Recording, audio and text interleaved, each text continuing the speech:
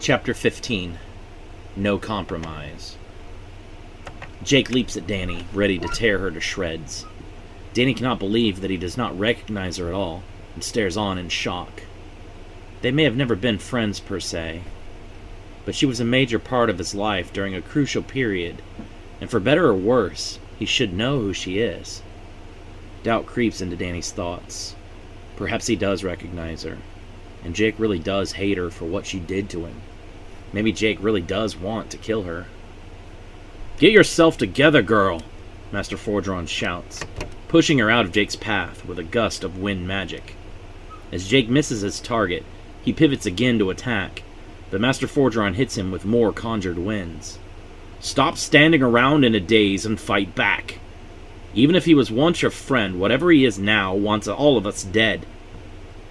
"I just don't understand," Danny whispers. "How has he gotten this bad?" "At this point, the why is less important than stopping him before he kills one of us.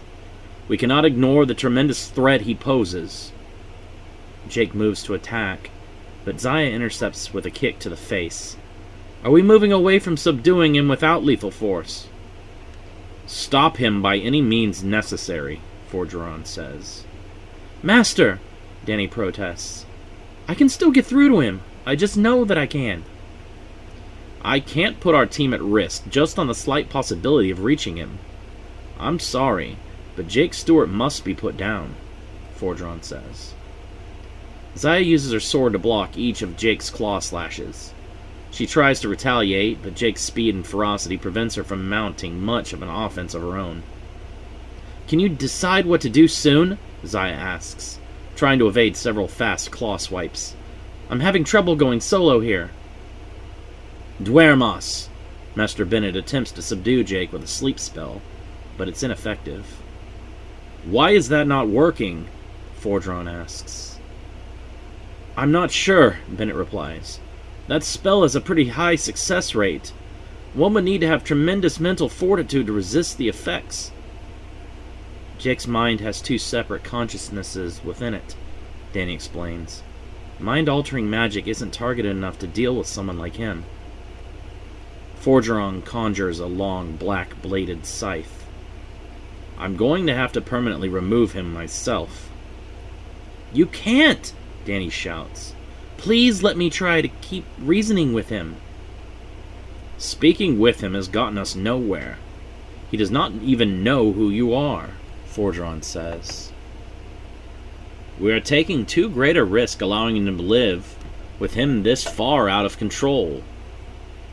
Zaya is struck by a hard right, followed by a sidekick that sends her flying across the room. "Can you please get your shit together? I'm fighting him alone while the three of you are just standing around talking." "The time for talking is over," Forgeron says. Danny shuts her eyes tightly and holds her hands out towards Forgeron. "I'm sorry, Master." "What are you doing?" Forgeron asks. He grows both concerned and agitated by the girl's actions. "I came here to save Jake, not kill him. I can't let you just execute him like this."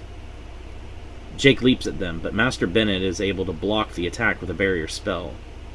Zaya runs past Bennett, clashing with Jake as he is unable to move closer. Once again, claw and blade collide as the two fight as relative equals in terms of speed and reaction time. "Ristranta!" Danny conjures magical chains to wrap around Master Forgeron. Forgeron easily dispels Danny's magic with a wave of his hand. "Nixe!"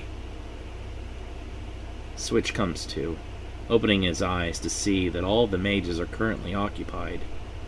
Provost Lutea and Zuberi fight for their lives against the deadly assassin Candy Stripe. Provost Yim and Master Bennett struggle to keep Jake held back, while Danny and Master Fordron are in the middle of a heated moral dilemma. The Doctor and the other Master Mage are nowhere to be seen. Could he be dead? Switch wonders. Jake manages to knock Zaya into Master Bennett, but before he can finish them off, he's struck by a powerful kick from Flex. She's alive too. I don't know if I should use this chance to run, or try to take one of their bodies. Right now, none of them are paying me any attention. If I become involved, I paint a big target on my back. Choosing to preserve his own life, Switch slips out of the room unnoticed.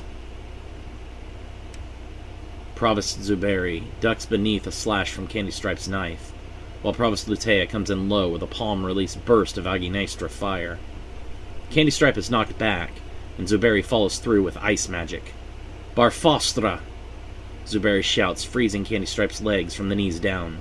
Unable to move, the assassin cannot dodge as the mage drives a knee into her face. The ice shatters from the force, and Candy Stripe tumbles backward. Lutea runs forward, casting several spells quickly. Suchi Shukaku! She shouts, stone hands coming up from the ground to grasp Candy Stripe's legs. Inazu Mastra! The assassin is flooded with lightning magic. Zuberi appears overhead and screams, adding his own Inazu Mastra spell to Lutea's. The lightning bolt is massive in size, blasting Candy Stripe down through several floors to the lobby below. The mages jump down the hole to continue their battle. Candy Stripe slowly crawls to her feet. The assassin's clothes are scorched and her skin is burnt in several places. You heard our friend, Zuberi says. Whatever mercy we were going to show you before has been retracted. Mercy? Candy Stripe laughs. I don't even know what that word means. If we are going to battle, then it must be to the death. Zuberi looks to Lutea, who shakes her head. Neither mage is knowledgeable in curse magic, so killing Candy Stripe will require extra effort and more elemental attack spells. You don't have what it takes, Candy Stripe growls. You lack that killer instinct. Lutea closes her eyes and casts a spell to determine if Candy Stripe's words contain any trickery or misdirection. Vigia! The assassin's statement is true as said. She really doesn't believe that either of us can kill her. Zuberi conjures a large axe in his hand. Parashu! He holds the blade out towards Candy Stripe. What about now? Do you still think we can't do what's necessary? Candy Stripe grins, quickly rushing forward to slap Zuberi's arm to the side.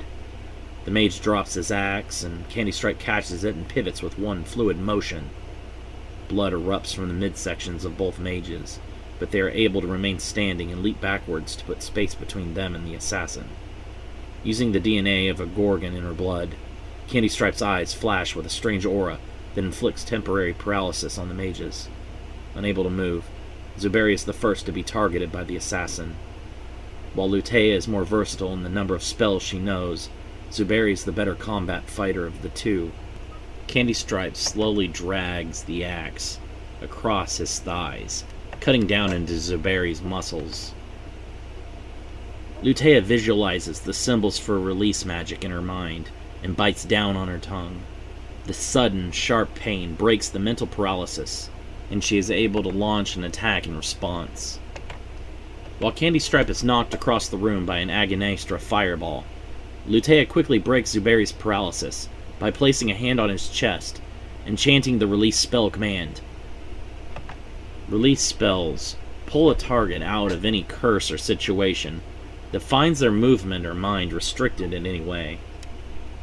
Thanks, Zuberi says. Her abilities are comparable to a very diverse set of magic. Lutea nods. And she's not restricted to any discipline or affinity for any one element over another. We have no idea what other powers she has. Candy Stripe stirs, her body racked with pain. Unlike the mages, she has little options to heal herself or restore stamina.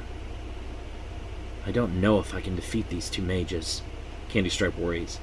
Their magical powers make them much more difficult to kill than some normal mark. Even one-on-one, I'm not sure I would do any better. Keep fighting, Zuberi says, his chest heaving with exhaustion. I know we can beat her. Candy Stripe's chest swells, and she suddenly lets out a scream so loud and destructive that the floor is ripped up. The mages are sent flailing across the room helplessly. With the power of a banshee's vocal cords, the assassin can produce sounds so loud that they generate physical destructive effects. Doryu, Heki! Lutea shouts, raising an earthen wall between them and the assassin as a barrier. Candy Stripe screams again, splintering large chunks off the wall. We won't be able to avoid her attacks for long, Zuberi says. Candy Stripe rushes forward, punching the earth wall and shattering it with her enhanced Fomorian strength. She quickly grabs each mage by an arm and flings them into the air. The assassin's chest swells, and she lets out another banshee scream. Before the sound wave can hit, a second visible wave of destructive sound ripples from the side and negates the attack.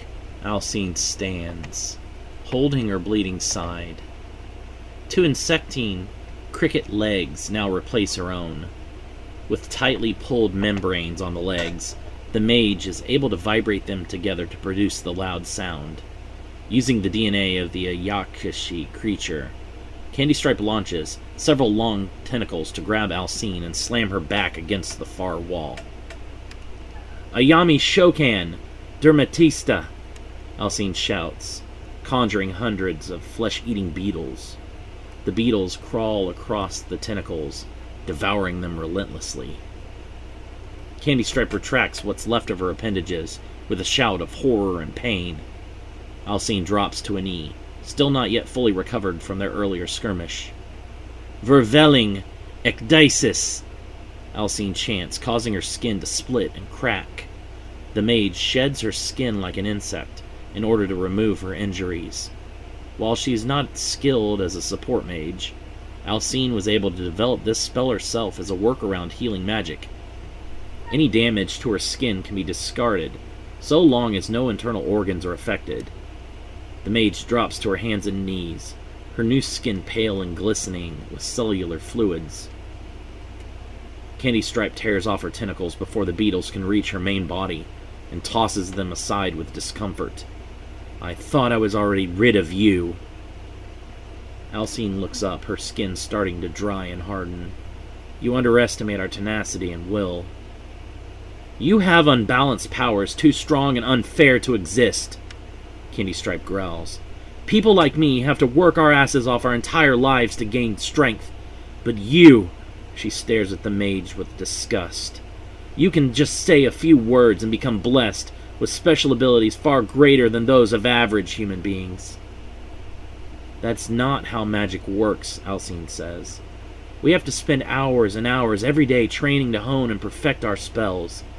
We're constantly tweaking and reworking spells to make them more useful. We can't just go from having nothing to powerful with just a few words, as you say. Zuberi closes his eyes and sits down, concentrating hard to focus his remaining magical power. What are you doing? Lutea asks. I'm going to try and take her out with the strongest spell I know. Zuberi is extremely nervous. If this fails, you have to do whatever you can to stop her. Someone like her having the powers of monsters is too dangerous to ignore. She isn't the reason we came, Lutea argues. We don't have to win. We just have to keep her occupied long enough for the Masters to deal with Jake Stewart. This woman and her boss are evil. It would be irresponsible of us to not do whatever we can to eliminate the threats they pose. That isn't our mission. The two of them are no threat to Endelgian. So what? Are we supposed to only care about what happens to our city? This world still needs our protection. Have you forgotten your life before becoming a mage? The people of this world are still our people. We can't abandon them to monsters like her. Candy Stripe's stamina grows dangerously low. If she isn't able to claim victory soon, she will be defeated by the magic users. The thought of losing to them angers the assassin, and she surrounds her body with a powerful combat aura. I will prove to all of you that the hellish tortures I put myself through in pursuit of strength was not all for nothing. Even without magic, I'm still going to kill all of you, Candy Stripe growls. Alcine can feel that her own stamina is barely enough for one or two more spells. After healing, I've used up all of my magic power. I can't do this on my own. I hope that the others have a plan. How much time do you need? Lutea asks. Zuberi smiles at her. Just another minute or two. You and Alcine together should have no problem with that. This woman is a trained killer. We're just starting to take on combat missions. Her experience makes her extremely dangerous. All she needs is one moment of opportunity, and she could kill any of us. Nothing we do is going to be easy against her, Lutea says, not excited about their chances. Alcine conjures a swarm of wasps, each flying at Candy Stripe and trying to plunge their stingers into her flesh. Based off the tarantula hawk wasp, Alcine's insects carry with them a paralysis-inducing venom that would send a human into a coma or even death if effectively delivered. Candy Stripe uses her aura to protect herself from the insects and eliminate each that comes near enough to be struck by her hands. Growing frustrated, she rushes forward and attempts to slash Alcine with her knife. The mage brings several wasps between them to block and hops backwards in evasion. Lutea attacks from behind, firing several Aguinestra fireballs. Candy Stripe is hit in the back of the right shoulder by the first blast, but manages to dodge the others, cursing that they did not have time to give her Zmu tissue grafts like the doctor received. Being fireproof would be extremely useful right now. The three female warriors become locked in a dance of attacking, dodging, and countering. Zuberi bites his arm, using the blood to draw a spell array on the floor. Summoning magic! Evocation of Zovitz! Flames encircle the mage as the spell array begins to glow brightly. A vaguely humanoid black mass with fiery red eyes rises up from the circle. Instead of a tangible mass, the creature's form is more like a semi-solid smoke. Zuberi is not yet skilled enough to summon the being to the material world in its full form. Bound to the mage's will, as long as Zuberi is conscious and maintains his stamina, the lesser demon will obey his commands. Kill the female assassin, but do not harm the mages. They're my friends, Zuberi commands. The lesser demon does not have the functionality to speak in its weakened state. The creature merely growls and turns its head towards Candy Stripe, before extending long, knife-like claws. Moving like a blur, the lesser demon speeds past Lutea and rakes its claws across Candy Stripe's back. The assassin shouts out in pain and turns, instinctively swiping at her attacker. The blow passes through the creature, dispersing its black mass into smoke. The lesser demon reforms behind Candy Stripe, again scratching her back. Candy Stripe desperately tries to fight the creature, but it becomes nearly impossible to react quickly enough to defend when the creature's attacks are so unpredictable. Candy Stripe recalls a conversation with the doctor that occurred less than an hour before the attack on the clinic began. It seems like years ago to the young woman. So much has happened in such a short amount of time. She doubts that even if she and the doctor manage to survive, they'll never be the same again. I already told you 100 times before that I'm not interested, Candy Stripe says, irritated. The doctor holds out a syringe, identical to the one he later used to inject the GX parasite into the magician Dane Sino. We both saw the raw destructive power of Jake Stewart. I am not sure that even with all of my genetic enhancements, it would be enough to overcome an opponent like him. Having the versatility of the GX parasite in your back pocket is a crucial tool, in my opinion, a necessity in this ever-changing world. More and more frighteningly powerful beings continue to appear in this world, making humans seem obsolete. To keep up with this power scaling, my techniques must adapt and change as well. No longer are simple modifications enough. To bridge the gulf, we must make dramatic and radical decisions. Candy Stripe snatches the syringe out of the doctor's hand and tucks it into a utility pouch at her hip. I'll hold on to it, but I won't be using it, she says, still angry. I've made enough compromise in my life. I had to admit that I could never keep up in my line of work as a normal, albeit talented, human fighter. I swallowed my pride and took on the demon blood transfusions. I sat through the torturous tissue grafting of the Ayakshi, Yakaruna, and Fomorians. I diluted my humanity with the DNA of horrific creatures, all to stay relevant and not be pushed aside and ignored.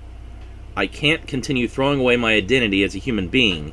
At some point, I have to draw a line. The doctor seems disappointed, disagreeing completely. Science never stops because of principle or pride. The march of progress is constant and unyielding. Evolution never tires, and must be continuously reaching for new heights of greatness. I'm not a scientist, Candy Stripe says. I'm an assassin. I don't know anything else. You draw the line at the GX parasite, yet that path of power to me is far behind in the rear view. Today my eyes were opened to a greater world beyond the limitations of human ideals and physical constructs. True power lies in the spirit, in the ethereal plane beyond what we humans can experience with our nominal senses. Life and death are no longer absolute truths. No, there is a wealth of knowledge that I must attain by any means necessary. I must unlock the power that lies within the transformation of mortal beings into the revenant creatures we witness beneath the city and the tunnels.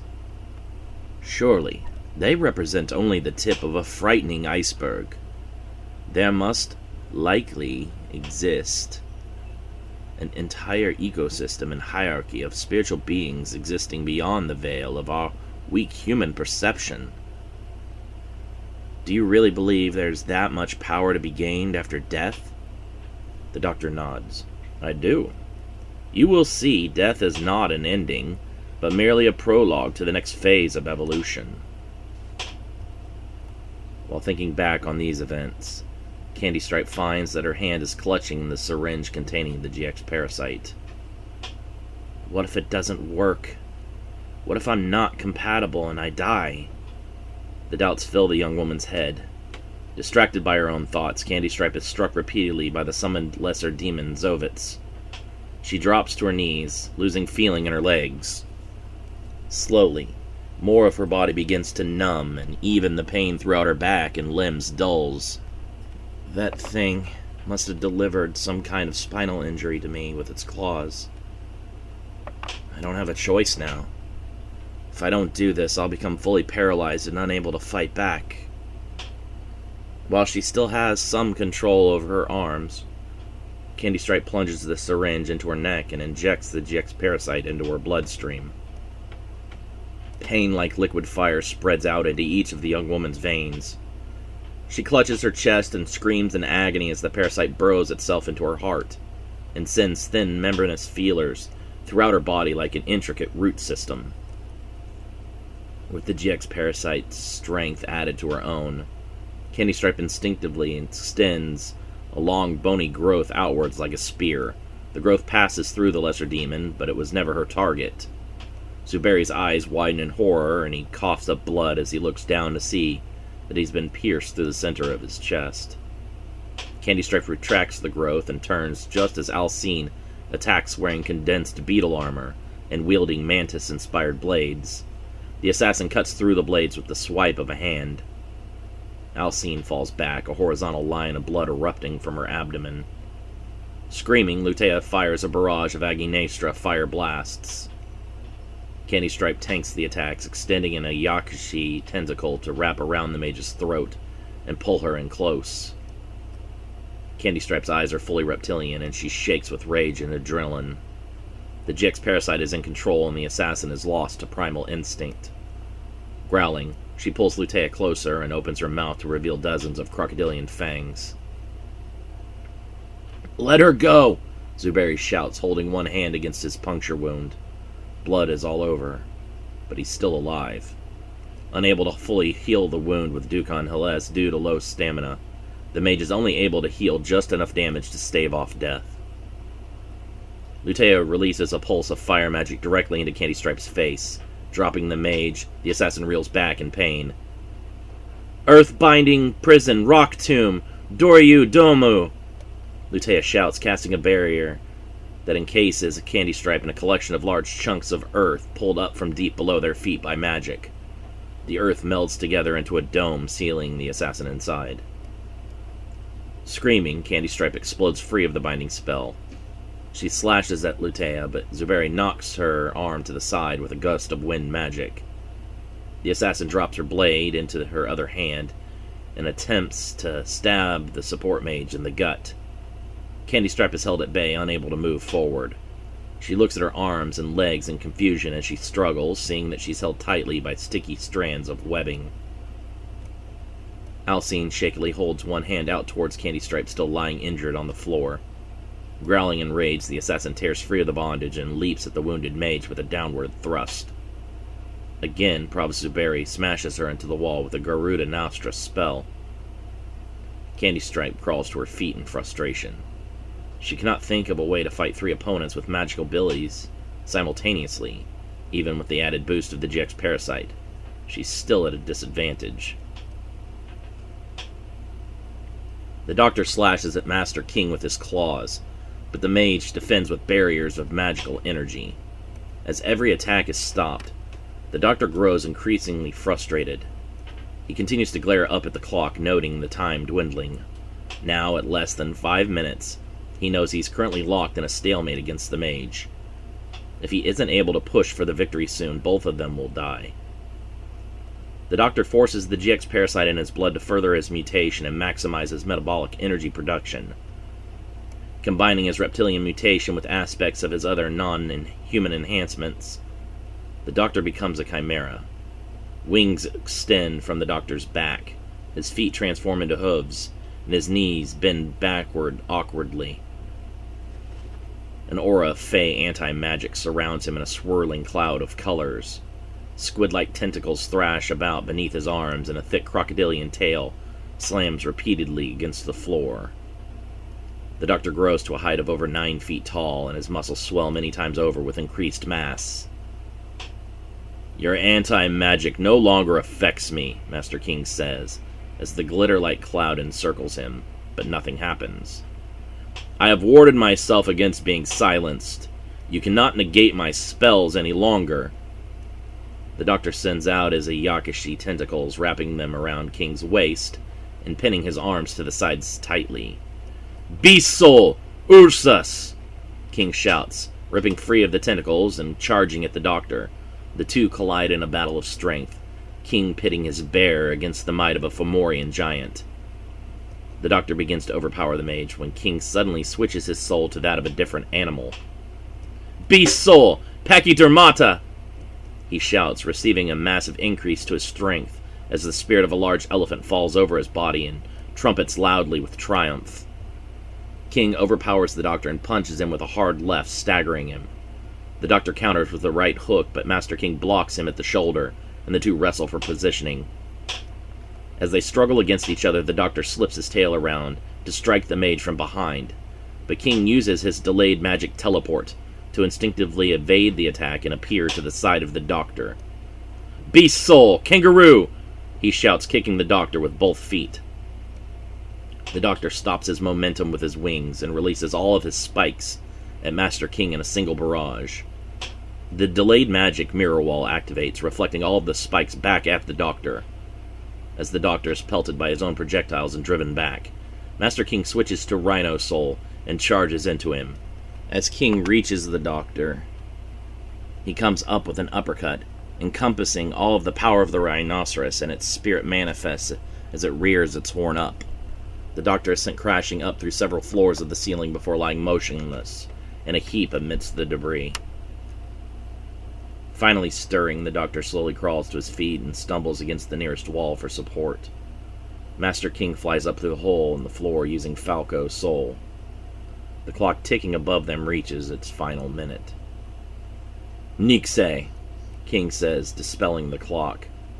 Thinking he has the Doctor beaten, he doesn't want a chance at taking longer than a minute to finish him off.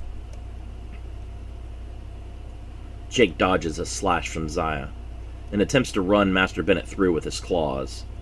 The Elder Mage throws his hands out, creating a barrier of soft pillows to block him from Jake. The enraged teen tears through the pillows with ease, but Bennett awaits him on the other side with another spell. "Phobos e Diamosa!"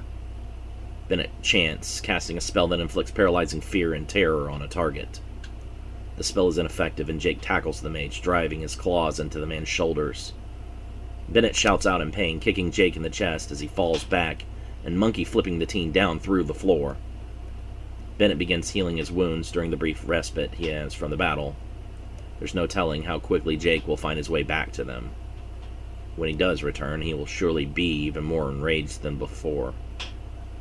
Do you still think he can be reasoned with? Bennett asks Danny. Jake crashes down through the floor, landing in a heap amidst the debris.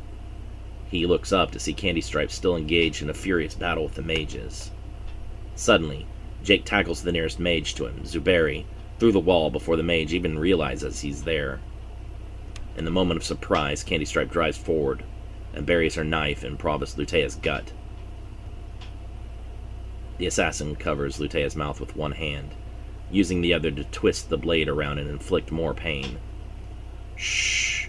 I can't have you using any more of that annoying healing magic. King's head turns towards the screams of his allies in pain, but his distraction is costly. Keep your eyes on me, the doctor says, easily slicing through the mage's Achilles tendons. King collapses, screaming. Blood squirts steadily from his wounds. You lack the focus of a warrior. I have seen many hardened killers and hunters of men much weaker than yourself, but you do not have the traits necessary for battle. Dukan, hell... The mage is cut short of finishing his spell as the doctor swiftly removes his tongue. No, the doctor says. No cheating. I will not allow any more curing of wounds. With a healing ability, all consequences are removed.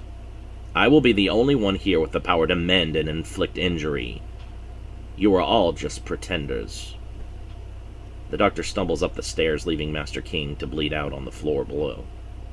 The delayed magic Dukan Hales spell kicks in, closing the wound and saving the mage from death. Shakily, the Master Magician reaches into his satchel for a stamina potion, but the bottle shatters in his hands. The doctor stands before the near-dead mage, ready to continue. Did you think that I didn't know you would have some fail-safe to counter death? The doctor asks. You magicians seem to always have something up your sleeve. Master King attempts to cast another spell, but the doctor's tail bursts through his chest. Retracting the tail, the doctor collapses to his knees in exhaustion. The GX parasite grows dormant, and the doctor loses his chimera transformation due to depleted stamina. Master King falls to the floor, blood swelling out around his motionless form. A large hole runs all the way through the mage's torso. After a few moments, the doctor returns upstairs, to where the rest of the mages are busy with the still enraged Jake and Candy Stripe. Master King? Zaya whispers in horror, looking over to the doorway to see only the doctor standing there. The doctor shakes his head. He will not be coming to join you for the remainder. The doctor glances over to the bloody mess Candy Stripe has created across the room. Having fun? He asks. Candy Stripe stands, covered in red. Blood drips from her thin blade. I was at first, but after a while I just got bored when they stopped being able to fight back. She does not want to admit to the doctor that the mages pushed her harder than any opponent ever has before. Several times she thought for sure that she was going to lose. If not for the GX parasite and Jake's sudden intervention, she may have been killed. These mages possess great power, but they seem to be so used to fighting other mages that we may actually hold the advantage. My opponent's combat reflexes weren't all that impressive. If you want more of a challenge, fight me, Provost Zaya says, cracking her knuckles. The doctor snickers at the small-statured woman. You?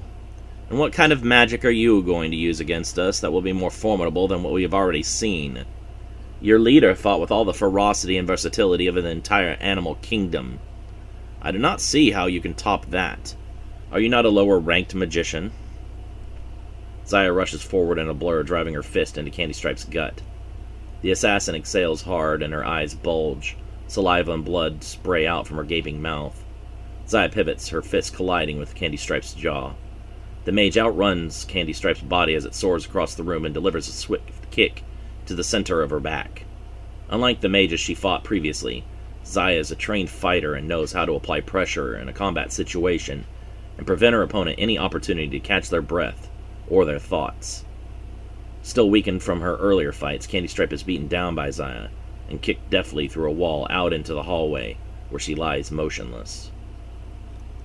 The mage turns her body to face the doctor, her expression one of all seriousness. "You focus your magic on the enhancement of your combat abilities," the doctor observes. "How very efficient. I'm curious of the extent to which you can be pushed." Zaya attempts to blitz the doctor with her enhanced speed, but the man is able to block her. "Go faster. I wish to know if any methods of speed enhancement are greater than that of mine." With that, the doctor's feet once again transform into the hooves of a kamatachi. Zaya pivots and tries for a roundhouse kick to the face, but again the doctor blocks. "You aren't trying very hard, are you?" the doctor asks, disappointed. Zaya continues to bring the offensive, but fails to land a single blow. "Are you really the best fighter the wizards can put up against me? Maybe I'm biased after fighting one of your masters. You really should have thrown your weak mages against me first, so that fighting your leadership would have felt more climactic. Fighting you after the last one just feels like a tremendous letdown." Zaya screams in frustration and casts Creonle to further enhance her speed, strength, and agility. The doctor tweaks his own systems to match the magician and remain able to successfully defend against her attacks. Seeing her friends lying injured on the floor and in pain, Danny moves to attempt to help them, but is blocked by Jake. The mage is forced back, dodging the feral teenager's transformed claws. "Jake, get a hold of yourself!" Danny screams. He does not listen to her words. Zaya evades a slash from the doctor and attempts to counter with a thrusting stab through the gut. The doctor grins as Zaya's sword glances off the man's body without piercing his flesh. "The scales of his mu are impossible to penetrate," the doctor says with a grin. "Yet another example of my impressive modifications. You will never be able to damage me." "Creonle!" Zaya screams, magically increasing her strength, speed, and agility by 2. She has already doubled her stats several times over, and the strain on her body is incredible. Zaya rushes forward with several sword swipes, but the doctor is still able to evade each of her strikes or block with the manifested scales on his forearms. Still not good enough. The DNA of the Kamatachi within me is at least 10 times faster than even your boosted speed. The doctor moves like a blur, closing the distance between himself and Zaya in an instant, and backhanding her across the face. Zaya flies back across the room and drops to a knee, immediately coughing up blood. "That doesn't look good. I think you might need to go see a doctor." Danny attacks from the side with a burst of Aguinestra fire to the doctor's face. The man stumbles, smoke rolling off his cheek. As the doctor turns to deal with her, Danny has already prepared her next attack. "Ristranta!" Danny shouts, binding the doctor's wrists with magical chains. "Danny, what are you doing?" Master Bennett shouts. "Zaya needs my help more than you do right now. You and Master Forgeron are going to have to handle Jake." "Pathetic," the doctor growls, breaking the chains with ease. "My enhancements are far superior to magic." "Creonle!" Danny boosts her stats, producing a great strain on her body. Breathing heavily, the young mage again casts Creonle. Her veins protrude and sweat runs down her face. "Creonle!" The teen growls, casting the spell a third time to increase her base stats to a total of 8 times its original power. Danny's hair stands on end, crackling with static-like energy. She shakes as her body tries to keep up with the increase. Danny lunges forward, sidestepping a scalpel strike, and delivers a hard right to the chest. The blow staggers the doctor, releasing a huff of air from his lungs. The doctor moves to retaliate, but Zaya attacks from behind, bringing her sword down across his arm just where the scales stop. The doctor shouts in pain as his arm is severed, and blood sprays in all directions. As the doctor focuses on stopping the bleeding, both Danny and Zaya rush him to end the fight. Candy Stripe intercepts the mages, striking each with a kick and sending them in opposite directions. "Are you all right?" Candy Stripe asks. The doctor nods, reattaching his limb with a strand of thread-like energy. Annoyed, but yes, I am okay. He sutures his wound with the energy thread. Danny tries to stand back up, but falls forward to one hand and knee. "It seems you've went bust. It was a gutsy try, but in the end you have failed." "Damn it," Danny coughs, drooling blood. "I have nothing left. Even if I were to use my lone advancement magic, I'd have no reserves to face Jake. Do I take that chance?" Zaya posts her sword on the floor and uses it to stand.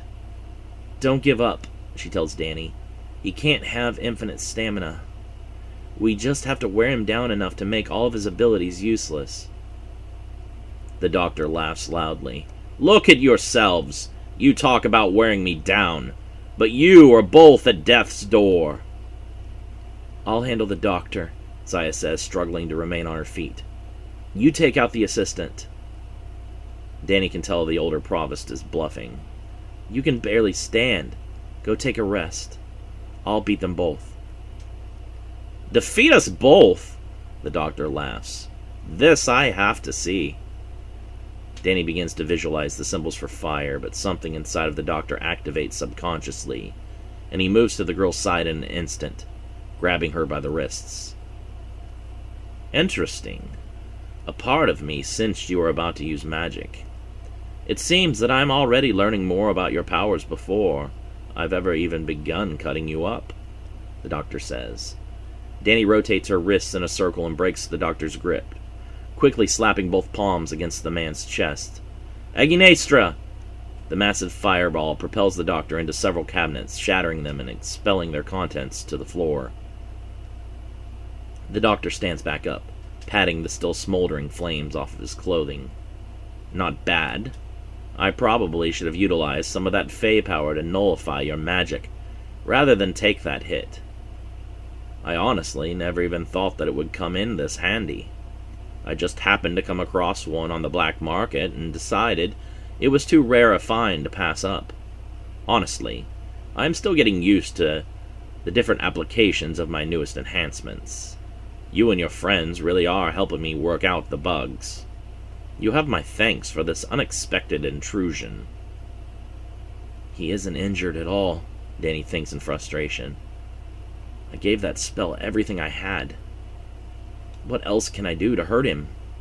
I just don't have the power to really inflict any damage. She pauses. I don't have the power right now, that is. Danny takes a deep breath and refocuses her energy. The young mage feels the magic in the air all around her, allowing it to seep into her very skin. Loan advancement magic. Danny's eyes snap open. I'm borrowing 1 month at 100% interest. Don't! Zaya shouts, the excitement causing her to cough violently. I'm not sure how long I'll last, but 30 days worth of magical power should be enough to push me past both of these freaks, Danny thinks. The doctor begins to speak, but Danny appears inches from him with her palm pressed against his face. Aginestra, Ahura! The fire spell explodes in the doctor's face and sends him flying backward. Doctor! Candy Stripe screams in surprise. Danny Stripe rushes to the assassin and drives her fist into her gut with enough force that the woman's eyes bulge and she vomits uncontrollably.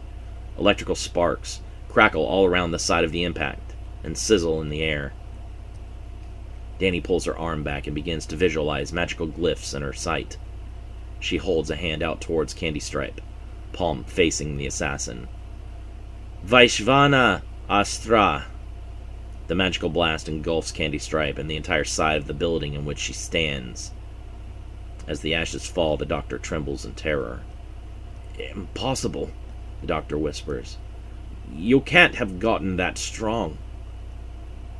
Danny turns, holding the same hand towards the doctor. I don't have enough power remaining to cast that spell a second time. That took a lot of my magical reserves. I'll have to dial it back a bit. Aginestra! Ahura! The fire spell hits the doctor in the chest, consuming him in a large explosion. The flames suddenly disappear, revealing the doctor standing bare-chested, his skin covered in red-hot scales. Steam rises from his body and escapes from his mouth as he speaks. Stupid bitch! Zmu's scales can absorb fire.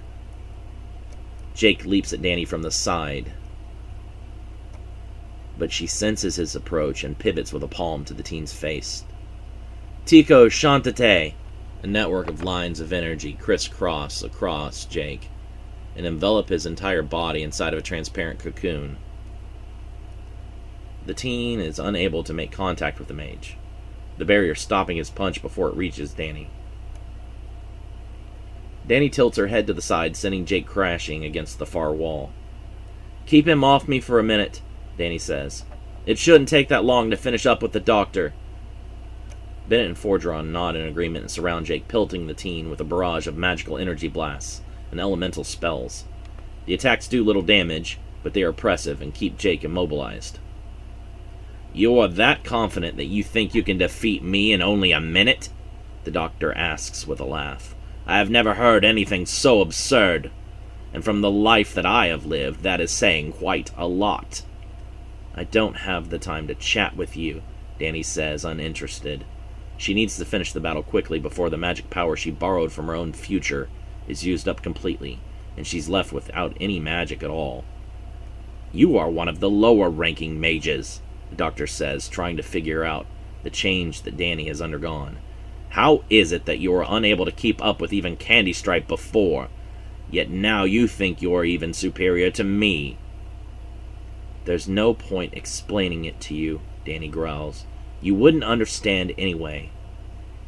"She says I wouldn't understand anyway," the doctor mock laughs, insulted. "Me, the smartest man alive, would not understand something. Your newfound arrogance is simply astounding." Danny looks around, seeing most of her allies dead or unconscious.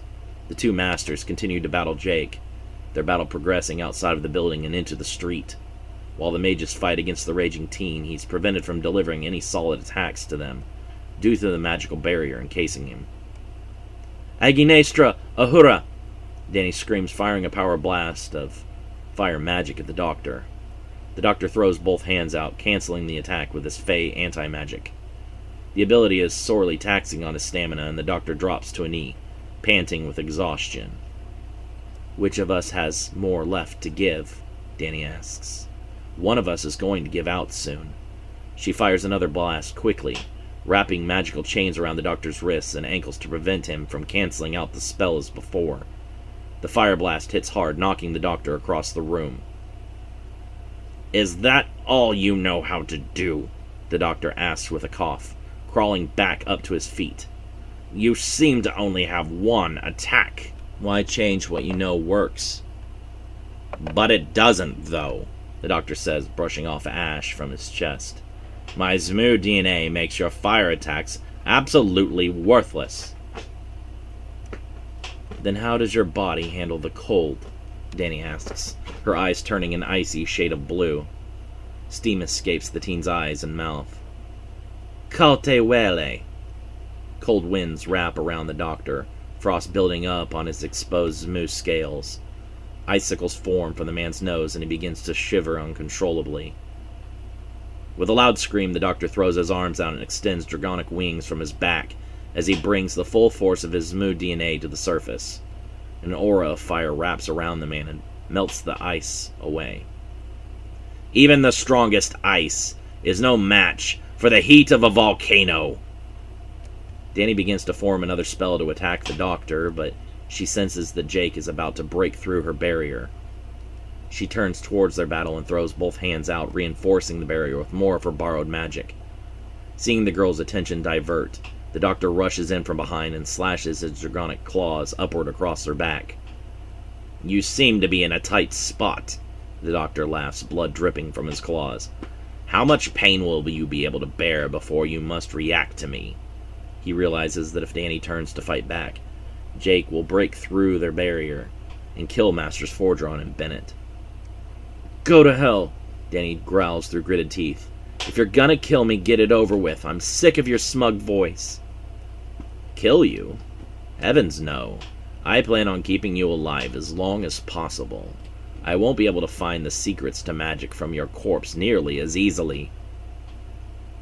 Danny's eyes stop on the body of the insect mage, Alcine Porter. If I can transform his body, all of his enhancements and abilities will be useless. Flex rises suddenly, wrapping Jake in a tight headlock and allowing the Master Mages a chance to unleash another barrage of elemental spells to overwhelm the teen and prevent him from attacking. Danny's experience as a fighter allows her to assess the situation quickly and react almost instinctively. All in the span of a moment, Danny drops her barrier, and begins visualizing the symbols needed to perform a transmutation spell. Danny turns, causing the doctor to hop backwards in order to evade whatever offensive spell is being planned more easily.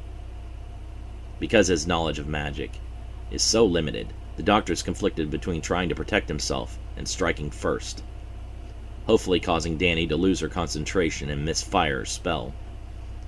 His hesitation is costly, and Danny's spell is not one that can be seen in order to be dodged. As soon as the words escape Danny's mouth, the doctor is already affected by the magic. Transmutation magic! Blataria! Danny shouts, casting her spell. A bright glow encircles the doctor, and he feels his body tightening up. The doctor begins to feel queasy. What have you done now? The room spins, and he feels lightheaded. The scalpel drops from the doctor's hand, and his skin begins to darken.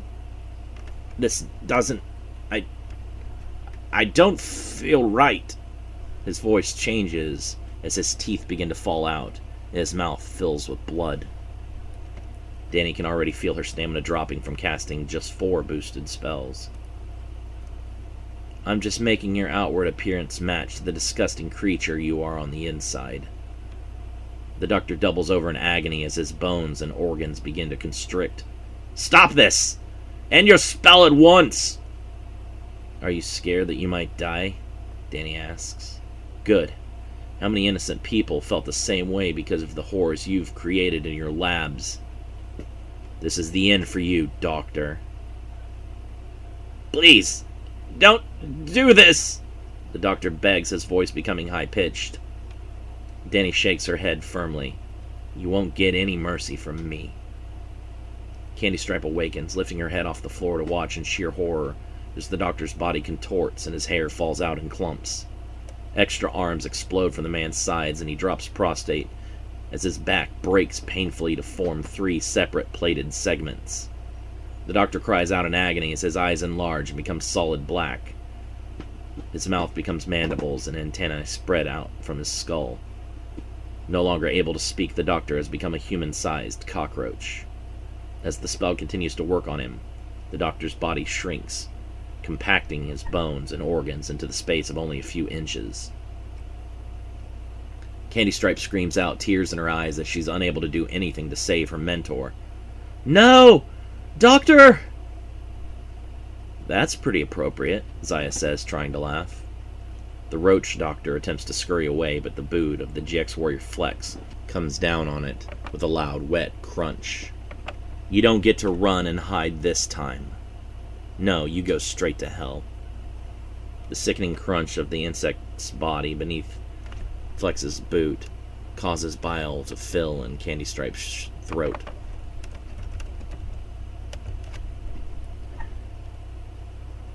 Jake moves to attack Danny, but Fordron hits him with a burst of Aguinestra fire. Incredible. I can't believe she can cast such high-level spells with that boost. Her lone magic is truly remarkable. If used correctly, she could be unstoppable. With the right amount of time chosen, there's no opponent she cannot overcome. Jake slashes for the Master's neck, and he's nearly unable to evade in time due to its distracted thoughts. Fordron bursts into a murder of crows and flies to a new position before reforming. Whew, Fordron says with relief. That was very close. Danny wonders why Fordron is holding back. She's sure that the two masters together should have been able to defeat Jake if they were trying their hardest. Most of their comrades are injured, or worse, and he looks as though he's just goofing around. She's seen the Master when he's serious and questions if he ever intended to defeat Jake at all. What are you doing? The voice of Fordron cuts into Danny's thoughts. I can't keep him busy forever. Get the wounded to a safe distance, and prepare the transportation circle home. We're retreating? Danny asks in surprise. She was unaware that the Master knew a spell to communicate telepathically. Immediately. We prepared to face your out-of-control friend, not Satan's favorite plastic surgeon and his girlfriend. I counted on King, Bennett, and Zaya to help me subdue Jake. But only Master Bennett is in any condition to continue this battle. With them out of commission, I cannot say with any confidence that I can stop your friend without killing him. I'm sorry, Danny. But our priority now must be getting Master King and the others medical treatment. But what about Jake? Another team will return to deal with him. No. They won't have any motivation not to kill him. That is no longer our concern. You must prioritize your decisions, Apprentice Livingston. Keeping our friends alive is our #1 priority. Even if this mission fails, we must retreat and live to fight another day. I can't do that. I can't abandon Jake to be killed by another team. I have to save him. Everything that's happened to him is because of me. If Jake had never met me, he'd never have become bound to Yamura. You don't know that for sure. Fate can be a very tricky mistress. You never know what is destined to happen no matter what. You must stop blaming yourself for his decisions. Your friend made choices to put him in the position that he's in. He must deal with his own responsibility and the consequences that come with it. Ristranta! Danny shouts, wrapping magical chains around Jake to bind him. Jake, you have to gain control of yourself. The next magicians to arrive will not show any hesitation. They'll kill you. You gotta snap out of this. He's too far gone, Flex says, still sitting on the floor where Jake knocked her. The guy has completely lost who he is. I don't know why he snapped, but his humanity is gone. You bitch, Candy Stripe growls, tears still in her eyes. Your friend is gone, but you're too stupid to realize it. The doctor freed him from his pain and suffering. He did him a favor. What pain and suffering? Flex asks. We've all had it rough. You don't see us all going on murderous rampages. Jake seemed good, all things considered. Did the battle against Inyana really break him that badly? Danny wonders. Some friend you are. It's sad that I hate Jake Stewart with every fiber of my being, and I know more about him than you do. The battle with Inyana was so costly because she was in possession of Jake's mother when it happened. Ann Stewart died, and Inyana was able to get a second chance. Inyana came back? Danny whispers. Yamura's sister is actually alive? You magicians have a terrible intelligence-gathering network. Inyana was revived by one of the Yazata after Ann Stewart sacrificed her life to stop from killing her son. Then on top of all of that, the Sakari Hui gained a human host earlier today. That's ultimately what broke your friend, and is the pain from which the doctor set him free. In order to take Hui's spirit into him, the willing human host sacrificed his own sister, a girl that poor Jake had feelings for. Candy Stripe continues in a mocking tone. He had to watch helplessly while her throat was cut open and she was bled out like a slaughtered hog. Enough, Danny says, shutting her eyes and trying to shake off the graphic imagery. What? Candy Stripe mocks. You can't handle the brutality of it all? Well, imagine what Jake had to feel, seeing it happen firsthand. She pauses. Or by me having to witness you murdering my friend and mentor. The doctor was a murderous psychopath, Flex interrupts. He got exactly what he deserved. Ungrateful bitch, Candy Stripe screams. He saved your fucking life. Danny moves an open palm towards Candy Stripe. Unless you want to share his fate under my shoe this time, I drop this conversation right now and help me fix Jake and return him to his senses.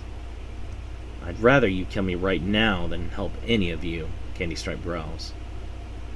Flex kicks the assassin in the face, returning her to unconsciousness. Danny looks at the young woman with puzzlement. What? Flex shrugs. She's annoying. Now I know what caused Jake so much pain, Danny says. He lost his mother and a girl he cared about all in just a few weeks' time. Have you ever lost anyone you cared about? Flex thinks about her own family and her missing cousin, aunt, and uncle. I see your point. But how can we help him?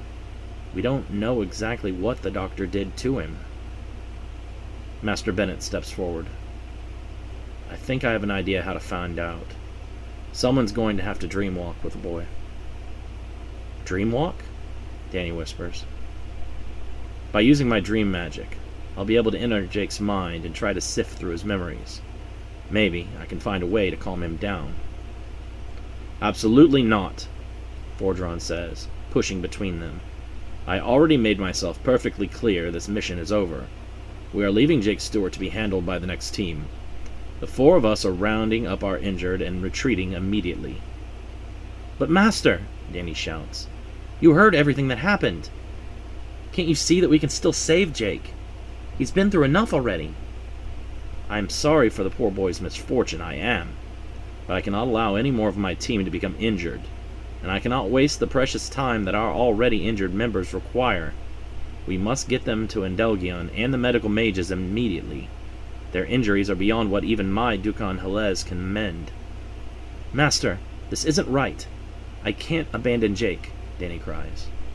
You're out of line. You swore your loyalties to Endelgion. We are your people now. He points at the injured mages lying on the floor. They are your people. Your only concern right now should be getting them back home and saving their lives. Any deviation from this is going to result in severe consequences. Are you prepared to deal with that? What? Are the elders going to magic rape me like they threatened to do if I failed the apprentice test? Danny snaps back angrily. No, Fordron says coldly. You will be executed as a rogue. They wouldn't, Danny whispers in horror. Even Zaya is shocked to hear this. Master, you wouldn't let them, would you? Zaya asks. Fordron conjures a black sword with a hilt in the shape of a raven's head. He points his sword at the young women. I will do my duty as a master of Endelgion to eliminate the threat of all rogue magicians. Now, stand down. He lowers the sword. Don't make me do this. Danny holds her arms out, refusing to back down. Do what you have to. I'm not backing down. If you defy my orders and choose to side with someone destined to be a clear threat to Endelgion, I'll have no choice but to use whatever force necessary to bring you into custody as a rogue. Danny tries to prepare herself for a battle with Master Fordron. Even boosted with her lone advancement, she knows she will not be able to defeat the experienced mage. Mentally, the teen readies herself for what very well may be her end. Leave, if you think that's what's best, but I'm staying. If you thought that Jake was going to be difficult, I promise you, I won't make things any easier. Danny and Fordron remain in a standoff, neither wanting to fight the other, but refusing to budge in what they think is the correct course of action. If one does not give, blood will soon be shed.